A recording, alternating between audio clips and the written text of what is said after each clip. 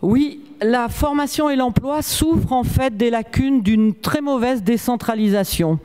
Chaque acteur, chaque collectivité veut garder son précaré et on aboutit du coup à un enchevêtrement de compétences, des doublonnages.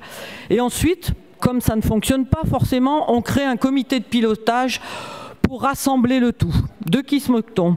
La vérité, c'est que plus personne n'y comprend rien, ni les demandeurs d'emploi, ni les entreprises.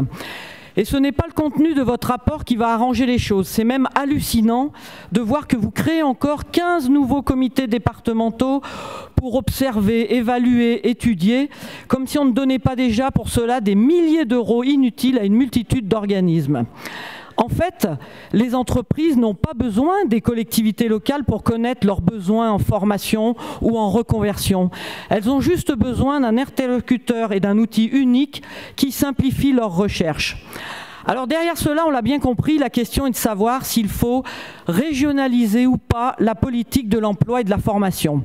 Alors on sait que vous en rêvez, et d'ailleurs, petite parenthèse, j'ai vérifié Mme Pernot-Baudon et je vous confirme que le pilotage avec Pôle emploi ne concerne bien pour l'instant que la formation des demandeurs d'emploi. Bref, donc nous, on est pour un principe beaucoup plus rationnel qui est celui d'une compétence dans les mains d'une seule collectivité.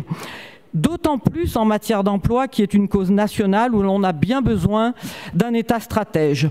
Parce que le débat de l'emploi et de la formation des chômeurs ne dépend ni du nombre de comités de pilotage, ni de sa régionalisation ou pas, mais uniquement du marché de l'emploi français qui se meurt de la course de la mondialisation sauvage, du manque d'anticipation et d'adéquation, des besoins actuels et futurs, des filières, des sous-filières.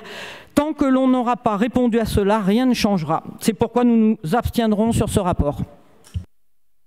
Merci Madame Burgaz. La parole est à